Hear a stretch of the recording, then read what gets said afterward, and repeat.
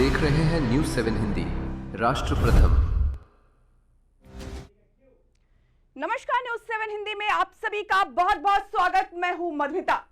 कहते हैं बोलने से पहले सोचना चाहिए, क्योंकि बोले गए शब्द केवल माफ किए जा सकते हैं, लेकिन भुलाए बिल्कुल भी नहीं जा सकते।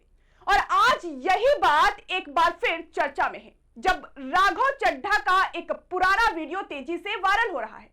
समय बीत गया, हालात बदल गए, लेकिन शब्द वही के वही हैं, जो अब फिर लोगों के सामने खड़े हैं। जिस पार्टी को कभी उन्होंने गुंडों और अनपढ़ों की पार्टी कहकर कठोर शब्दों में घेरा था, आज उसी पार्टी के साथ उनका नाम जुड़ना कई लोगों को चौंका रहा है। इस खबर पर विस्तार से चर्चा करेंगे, लेकिन उससे पहले सुनवाते हैं आपको राघव चड्ढा का यह पुराना वीडियो। मेरा ये मानना है कि बीजेपी एक गुंडों की पार्टी है, अनपढ़ गुंडों की पार्टी है। वो सिर्फ गुंडागर्दी करते हैं और पेट्रोनेज देते हैं गुंडों को। मेरा ये मानना है। हालात और बयान कैसे पलटते हैं, ये आज पूरा देश देख रहा है। लेकिन अब आपके कई नेता ये सवाल कर रहे हैं कि आखिर राघव चड्ढा बीजेपी में जाकर क्या हासिल करना चाहते हैं। क्या उन्हें वहां वही पहचान और अहमियत मिल पाएगी जो कभी आम आदमी पार्टी में हुआ करती थी? क्या उन्हें पार्टी में अपना कोई भविष्य नजर नहीं आ रहा था? इस सवाल का जवाब देने के लिए हमारे न्यूज़ 7 हिंदी के एडिटर इन चीफ लाइव जुड़ चुके हैं अनूप दुबे जी।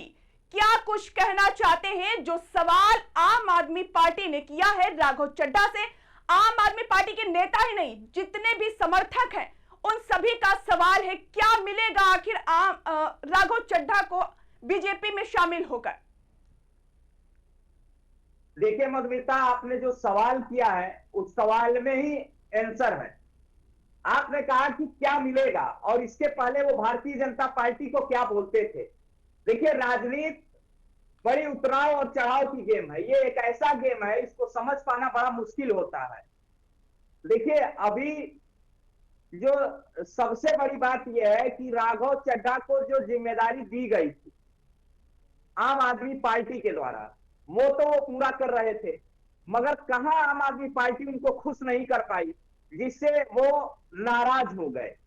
अब समझने वाली बात यह है कि क्या भारतीय जनता पार्टी राघव चड्ढा को, जो आगामी एक साल से कम बचा है पंजाब का चुनाव, सीएम कैंडिडेट चेहरा होंगे क्या? अब बात आती है जो आपने कहा है कि राघव चड्ढा ने इसके पहले जो बोला था भारतीय जनता पार्टी को लेकर, और वो भारतीय जनता पार्टी में आज शामिल हो गए। तो एक बड़े अच्छे शायर ने कुछ लाइनें कही है, वो मैं बताना चाहूंगा, उससे दर्शकों को समझाना चाहूंगा कि साथ खड़ा है कल वो मुकाबिल हो सकता है, मक्कारी से कुछ भी हासिल हो सकता है, खूब खिलाफ बोलता है जो सरकारों के, वो भी कल सरकार में शामिल हो सकता है।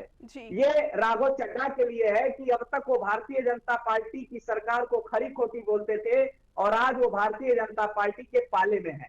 तो देखिए, सबसे बड़ी बात ये होती है कि जो राजनीति की परिपक्वता को समझ लेते हैं, जो राजनीति की नब्ज को पकड़ लेते हैं, मैंने कल भी कहा था और आज भी कहूंगा कि राघव चड्ढा ने राजनीतिक नब्ज को पकड़ लिया है। उनको पता है इस समय भगवा हवा चल रही है, और पूरे तरीके से उन्होंने क्या किया है, आम आदमी पार्टी को कोलैप्स कर दिया है। आप मित्तल की बात करती हैं, जिन्हें उपनेता बनाया गया था जी। आपको बता दें, जो बड़े बड़े पत्रकार अभी स्क्रीन पे ये नहीं बताना चाहेंगे, ये 7 सांसद जो चुके हैं, 7 सांसद फाइनेंस के मामले में भी बैकबोन थे आम आदमी पार्टी की। ओके, बहुत मतलब अगर फंड की भी तैयारी करनी होती थी किसी चुनाव को लेकर, तो उसमें राघव चड्ढा के नेतृत्व में एक फंड की प्लानिंग होती थी कि कैसे इस चुनाव, क्योंकि चुनाव जब होता है तो निश्चित रूप में हर पार्टियों को फंड चाहिए होता है, और किसी न किसी को जिम्मेदारी दी जाती है। उस जिम्मेदारी को भी राघव चड्ढा बखूबी निभाते थे। तो कहीं ना कहीं फाइनेंस पे भी अटैक हुआ है आम आदमी पार्टी पे।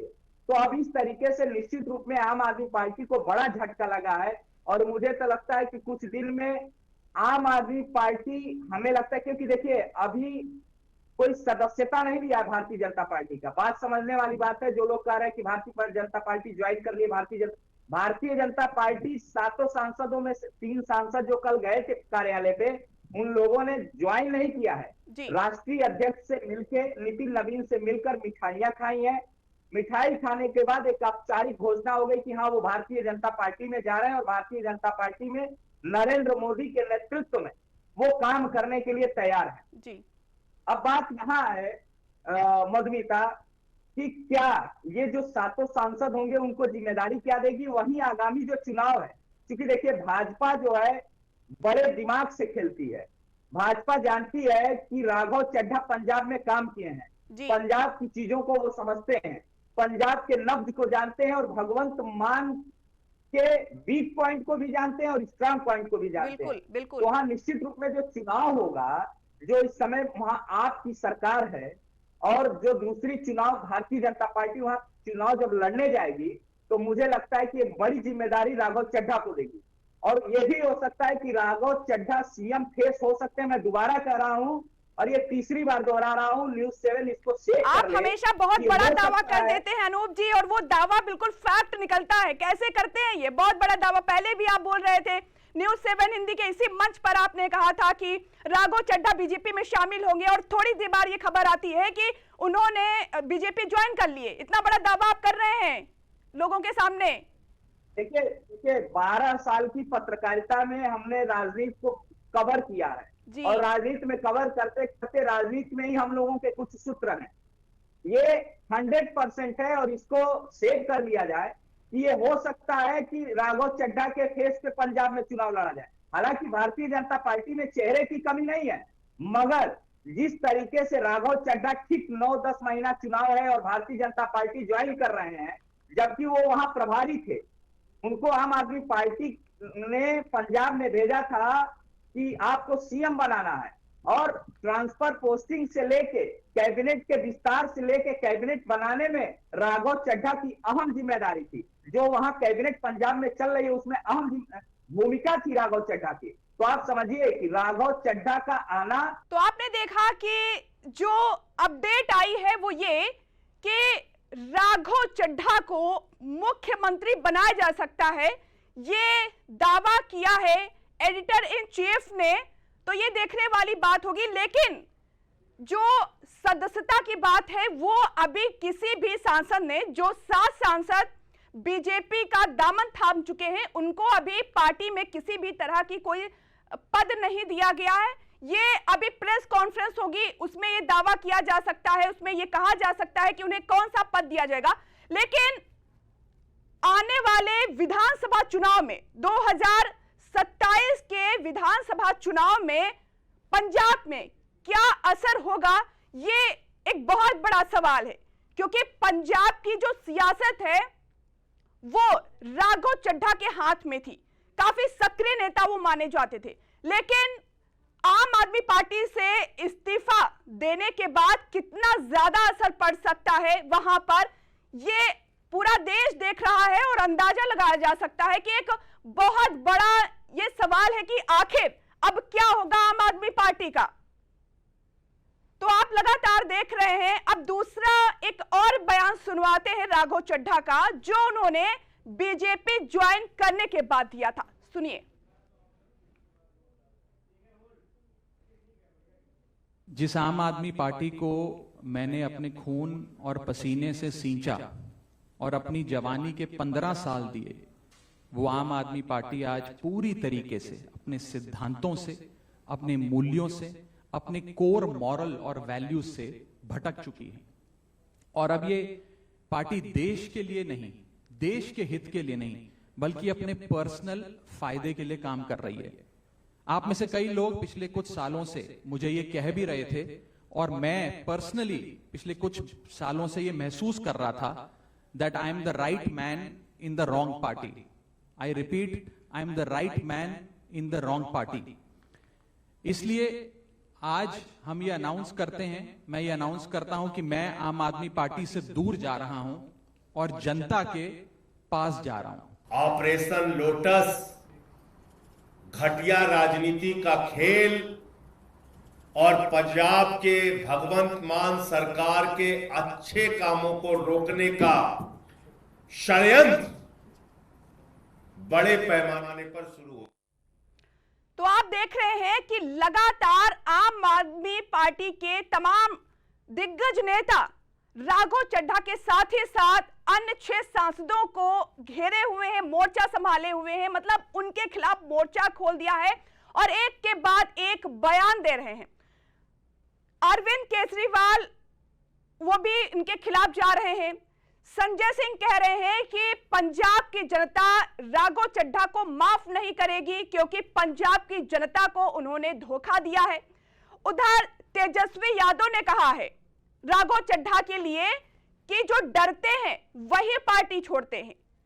और आपको बता दें दोस्तों, अरविंद केजरीवाल ने भ्रष्टाचार के खिलाफ आंदोलन से निकलकर आम आदमी पार्टी बनाई थी, जो आप सभी को पता है। अब वह खुद और पार्टी के कई बड़े नेता कथित भ्रष्टाचार के आरोपों में फंसे। दिल्ली शराब नीति में हुए कथित घोटाले के आरोप में वो जेल भी जा चुके हैं, जो आप सभी ने देखा। शुरुआती सालों में पार्टी के साथ जुड़े कई बड़े नेता धीरे धीरे करके अलग होते चले गए और जिन नेताओं ने अब पार्टी छोड़ी है, ये सभी बाद में अरविंद केजरीवाल के साथ जुड़े थे।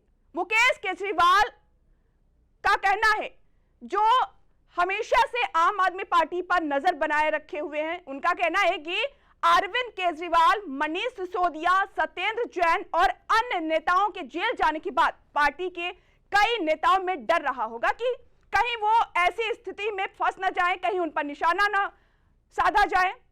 हालांकि उन्होंने ये भी कहा है कि जब अरविंद केजरीवाल दिल्ली के मुख्यमंत्री थे, तब पंजाब में राघव चड्ढा को सक्रिय भूमिका दी गई थी और एक तरह से राज्य में पार्टी वही चला रहे थे। लेकिन पिछले कुछ महीनों से उन्हें पार्टी में सक्रिय भूमिका से अलग कर दिया गया था और अरविंद केजरीवाल और मनीष सिसोदिया पंजाब में अधिक सक्रिय हो गए थे। राघव चड्ढा को लग रहा था कि पार्टी ने उन्हें किनारे कर दिया है, उन्हें पार्टी में अपना कोई भविष्य नजर नहीं आ रहा। यह न्यूज़ 7 हिंदी नहीं कह रहा है, बल्कि आम आदमी पार्टी के नेता कह रहे हैं। आम आदमी पार्टी के तमाम नेता 7 सांसदों को घेरने की कोशिश कर रहे हैं।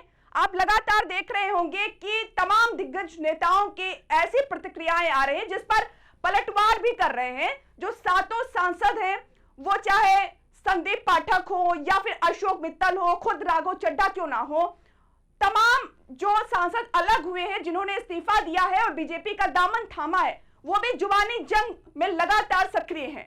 तो अब देखने वाली बात यह होगी, देश को इंतजार है कि आखिर जो 7 सांसद बीजेपी में शामिल हुए हैं, जो दामन थामे, उनको भारतीय जनता पार्टी का शीर्ष नेतृत्व क्या उन्हें पद देता है। और जो दावा किया गया न्यूज़ 7 हिंदी पर, क्या वो दावा सच होता है या नहीं, यह अपने आप में बहुत बड़ा सवाल है। देखते रहिए न्यूज़ 7 हिंदी।